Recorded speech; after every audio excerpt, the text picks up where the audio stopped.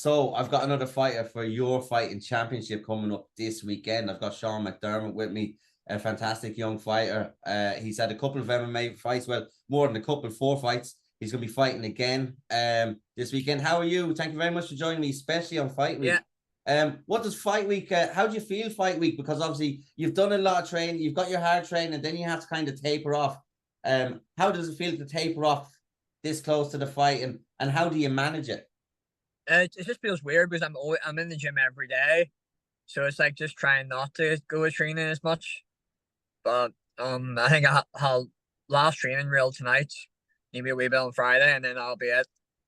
But I don't really cut weight, so like that's why I fight at welterweight now because like I can make welterweight anytime instead of like it's just no point because I tried doing super lightweight and then I messed up with the dieting and stuff, so it's just be easier just fight a welterweight for now.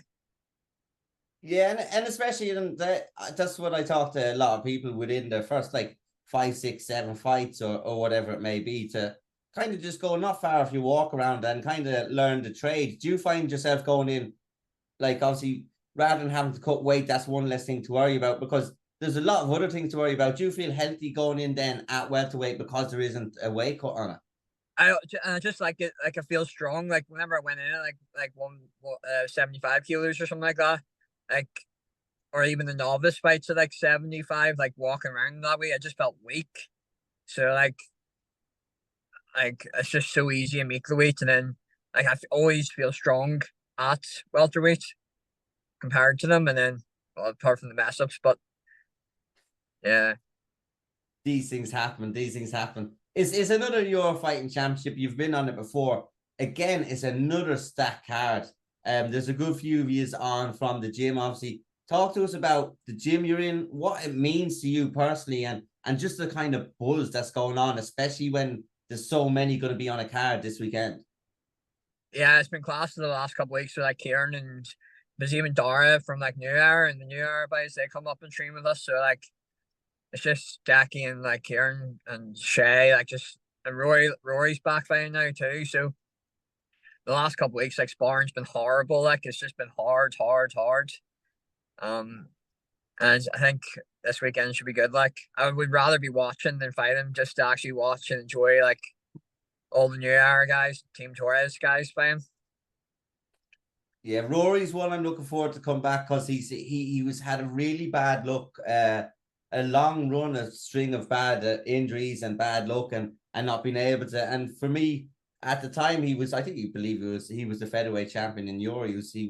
He was one of the top featherweights around, if not the top featherweight around. So it's good to see him back. But talk to us about the gym. When about did you join the gym, and kind of what made you Uh, join going to MMA? so I live in Banbridge. So I actually started off training in Sioko. Is that what you call the one in Yeah. Banbridge? Like yeah, so I started training there, but with work I worked like 4 on 4 off. So it was their nighttime training, so it was real difficult to always get there. And then I seen like Team Torres was like daytime, and I was like, oh, that'll be class.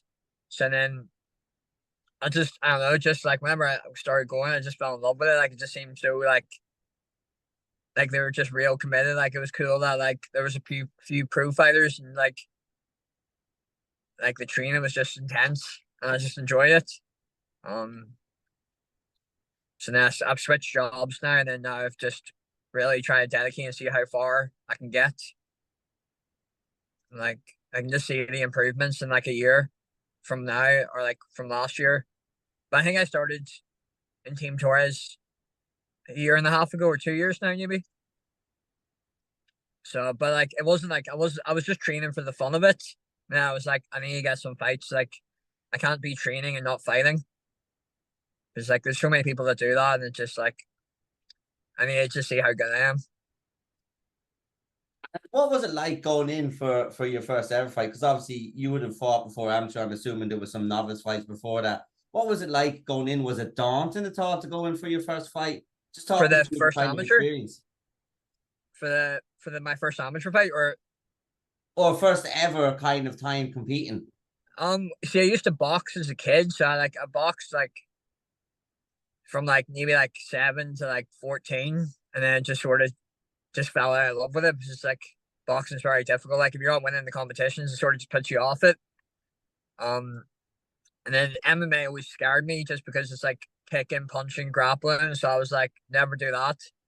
And then during COVID, I wanted to start back to boxing, but like I couldn't find anyone to spar with, or like none of the clubs were really open. And then that's how I got into the Banbridge MMA club, just because I knew there was a couple guys there. So then whenever they started like, because I was like a boxer stance, when they started kicking my legs, that's whenever I started to realize like, hey, this is something. And with the MMA style, you said obviously there a few like just a second ago that you thought with the kicking, the wrestling, and everything put together that you're like kind of you were unsure about it. What made you more sure about it? Was it training with the likes of you've got obviously Decky McAleen, who's one Yeah, he would be kind of like I want to say like a captain in the gym. Would I be right in saying that he was yeah, like yeah, the team definitely lead the captain? charge. What made you change your mind about the MMA of it? Was it just being in around those guys? Yeah, and then I just wanted to fight, so I wanted a fight, and then it's just like now that I know like MMA is like it's a real fight, like I've had boxing fights from doing MMA, and it's just like they're not as real. They don't feel real. Like you just get like lightly tapped on the heads, and it's just not a full fight. Yeah, no, it's like that. You don't use all the weapons at your disposal, and Yeah, if there was to say, let's say a street fight, everyone goes in. MMA is going to be more kind of used to what is potentially going to happen. Obviously, yeah, that's not something that fighters want to happen, and it doesn't really happen that much because you know what you can do. But talk to us about your first then amateur fight in MMA. But like, was that quite daunting going in? What was the feelings like? Talk to us about it. the first amateur fight was it was easy. It was easy, but I lost. But like I had no nerves because before I was allowed to even like fight MMA, like Seb and Daki, it's like I need XP points. So I did loads of like jiu-jitsu competitions. Um, then I did a couple of those national MMA leagues, and then I also did Team Oma run like a novice competition. So I did that. So by the time I had my like amateur debut, I already had maybe like 8 or 9 novice fights. So yeah, now this is my first year amateur, and it's interesting. Like it's fun. It is, and I like that you've been quite active. Obviously, in this year, this will be the fifth fight in the year, I believe. If I'm not, Yeah, I'm doubting myself now, even though I know I looked no, at it is. Yeah, it. How does it feel to be so active? And obviously, with the amount of shows that there is around, because obviously I seen you compete a couple of weeks ago, which you were winning that fight until you weren't, so the sort of a way. yeah. It was stupid mistakes. Yeah, it's what happens when you try and take the control of the Xbox controller. I should have let Daki keep control of it. Like, oh, so stupid. Like, But like that, you looked very impressive until obviously it came around, and it was a kind of a heart and mouth fight when I was watching it right from the side. But you've been so active. How does it feel to be this active and have the amount of promotions that obviously yours is going to be always kind of like the home show, but Cage Gladiator was fantastically well run, and there's other good shows out there. How does it feel to have these options to keep yeah, yourself more active, or as active as you I have would been? actually rather be more active because I need XP. Like, I need to be in there just to. It's like I just think of it as like a puzzle, and I need more pieces.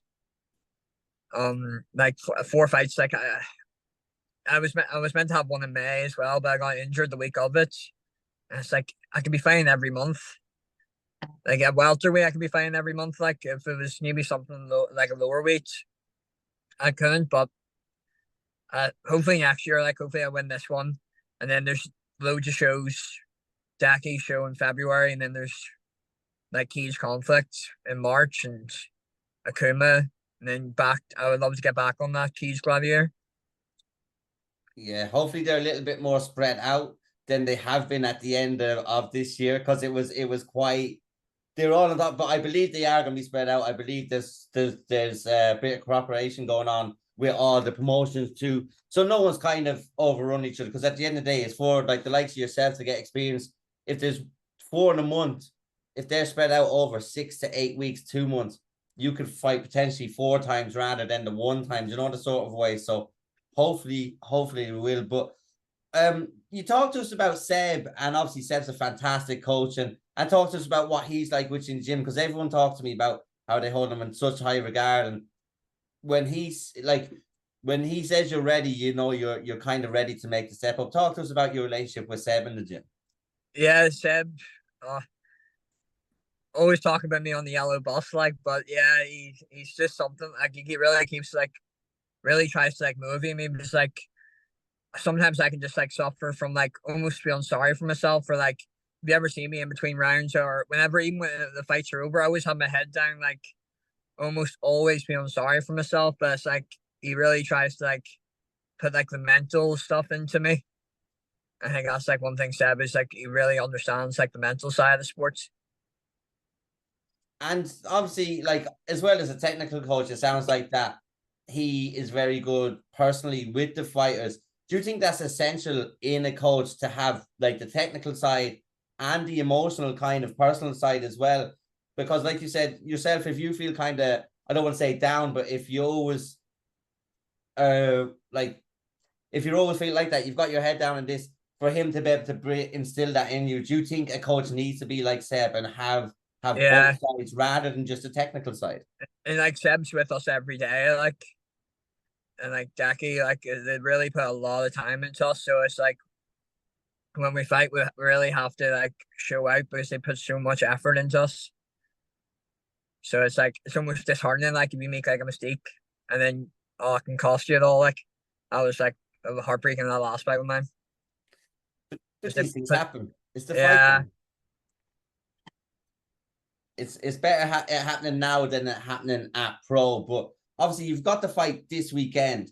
When it comes to looking at opponents, do you look at them at all? Do you look at them much, or do you leave that to Decky, or do you kind of Decky, not Seb and Decky, or do you like to just go in and kind of implement your own kind of game plan and style, and leave that to the coaches as opposed to looking at them Yeah, yourself? well, it's like I feel like it almost just doesn't matter in amateur. Like we're all like I just like picture them as like bits of clay, like they're almost not people, and like it just doesn't matter. So I like maybe I have the bad mentality, but I try not to think about it until the day.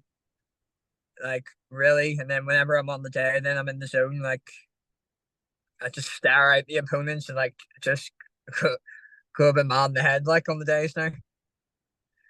And what's that feeling like? Obviously, when you're in Nori, you're like it's the home kind of show. Like, does that add pressure? Does you think it adds pressure to you? Does it make you more motivated? Like, and then when you step into the cage and you're standing across from your opponent, what feelings do you kind of get then? Well, that the last year was my first win on the show. Before that, I lost twice, and I just felt there was so much pressure fighting there. Um, and then I fought on that Degar, and I remember like being in the cage and like laughing, like telling Jackie like, "Why am I here? Like this is so funny." Like, and then I won that fight. So I stopped him in the second round. So, but then I think like they've built my skills up and my confidence. Where in my last fight, like before I was like telling people I was gonna be like a car crash, but I fought my most technical in the last IUR. So hopefully it's just that way again this weekend. Yeah, though, and I've seen you fight a couple of times now, and it's always a pleasure to see you fight. I'm gonna let you go because I know obviously it's during the week. You've got the fight coming up. Is there anything you want to say before you go, or anyone you want to shout out? And again, I want to thank you so much for your time. I really appreciate it coming fight week, and I've really enjoyed this conversation with you today. No, that's sweet, Stephen. Thanks very much for having me. But is there anyone you want to give a shout out to, or anything you want to say before we go? Nah, nah. Perfect, perfect. Thank you very much, and enjoy your evening. And I appreciate your time once again. And I will see you this weekend. Yeah, see you then.